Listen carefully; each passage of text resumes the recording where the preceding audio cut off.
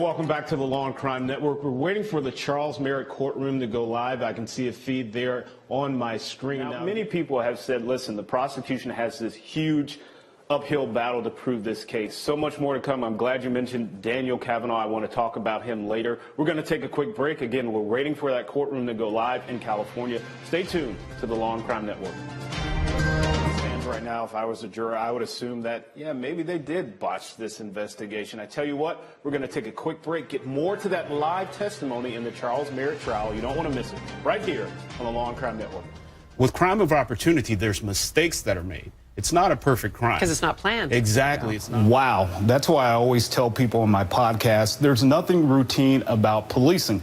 This is what people would assume was a simple traffic stop, but you see how that went wrong very quickly. Things like this can escalate from 0 to 100 in a split second, and there's proof of it right there, Mike. Well, listen, the use of force continuum says use the amount of force necessary to effect the arrest, and that's based on the suspect's level of resistance. They tried the taser, which is non-lethal. So as you're approaching a house, you're looking in the windows to make sure there's no one peeking out the windows. I want you here because you're behind cover of this door.